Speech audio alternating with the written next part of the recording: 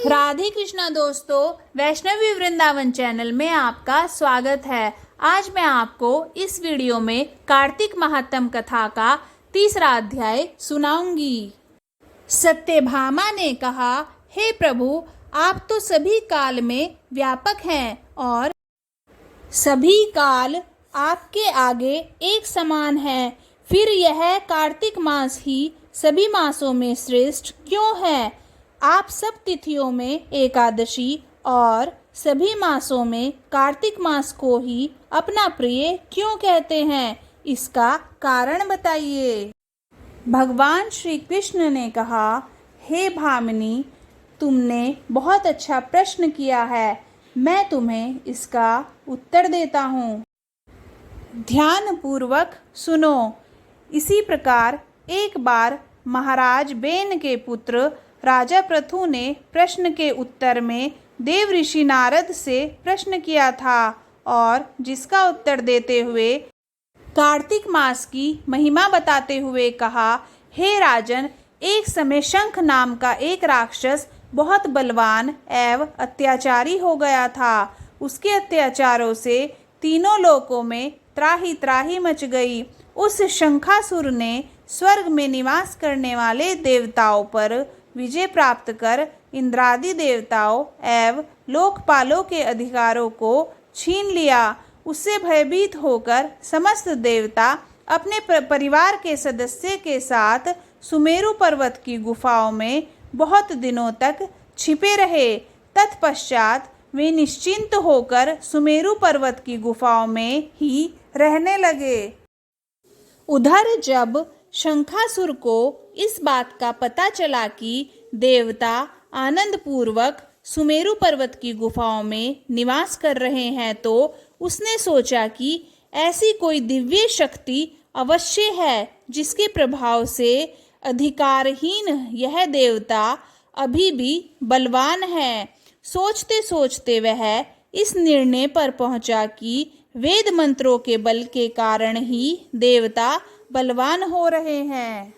यदि इनसे वेद छीन लिए जाएं तो वे बलहीन हो जाएंगे। ऐसा विचार कर शंखासुर ब्रह्मा जी के सत्यलोक से शीघ्र ही वेदों को हर लाया। उसके द्वारा ले जाए गए हुए वेद भय से उसके चंगुल से निकल भागे और जल में समा गए। शंखासुर ने वेद मंत्रों तथा बीज मंत्रों को ढूंढते हुए सागर में प्रवेश किया, परंतु न तो उसको वेद मंत्र मिले और न ही बीज मंत्र मिले। जब शंखासुर सागर से निराश होकर वापस लौटा तो उस समय ब्रह्मा जी पूजा की सामग्री लेकर सभी देवताओं के साथ भगवान विष्णु की शरण में पहुँचे और भगवान को गहरी नींद से जगाने के लिए गाने बजाने लगे और धूप गंध आदि से बारंबार उनका पूजन करने लगे।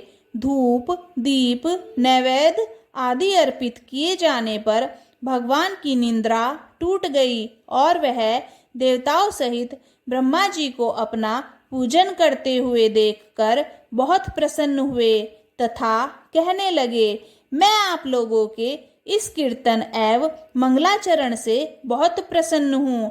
आप अपना अभिष्ट वरदान मांगिए, मैं अवश्य प्रदान करूँगा। जो मनुष्य अश्विन शुक्ल की एकादशी से देवोत्थान एकादशी तक ब्रह्म मुहूर्त में उठकर मेरी पूजा करेंगे, उन्हें तुम्हारी ही भांति मेरे प्रसन्न होने के कारण सुख की प्राप्ति होगी।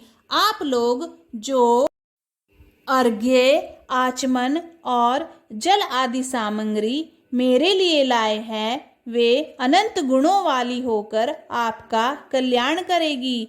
शंखासुर द्वारा हरे गए संपूर्ण वेद जल में स्थित हैं। मैं सागर पुत्र शंखासुर का वध करके उन वेदों को अभी लाए देता हूँ। आज से मंत्र, बीज और वेदों सहित मैं प्रतिवर्ष कार्तिक मास में जल में विश्राम किया करूँगा। अब मैं मत्स्य का रूप धारण करके जल में जाता हूँ। तुम सब देवता भी मुनीश्वरों सहित मेरे साथ जल में आ जाओ। इस कार्तिक मास में जो श्रेष्ठ मनुष्य प्रातःकाल स्नान करते हैं वे सब यज्ञ के अवभृत स्नान द्वारा भली भांति नहा लेते हैं। हे देवेंद्र, कार्तिक मास में व्रत करने वालों को सब प्रकार से धन, पुत्र, पुत्री आदि देते रहना और उनकी सभी आपत्तियों से रक्षा करना।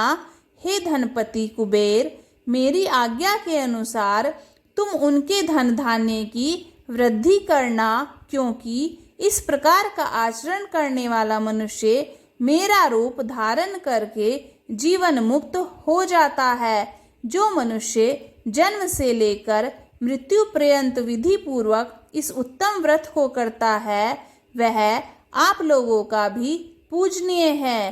कार्तिक शुक्ल पक्ष की एकादशी तिथि को तुम लोगों ने मुझे जगाया है, इसलिए यह तिथि मेरे लिए अत्यंत प्रीतिदायनी और माननीय है। हे देवताओं, यह दोनों व्रत नियम पूर्वक करने से मनुष्य मेरा सानिध्य प्राप्त कर लेते हैं। इन व्रतों को करने से जो फल मिलता है वह अन्य किसी व्रत से नहीं मिलता।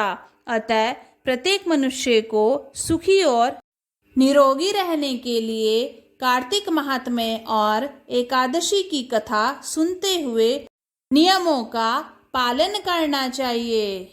दोस्तों, ये था कार्तिक महात्म्य का तीसरा अध्याय। अगर आपको ये वीडियो अच्छी लगी तो वीडियो को लाइक कीजिए, चैनल को सब्सक्राइब कीजिए और कमेंट बॉक्स में ओम नमो भगवते वासुदेवाय लिखिए।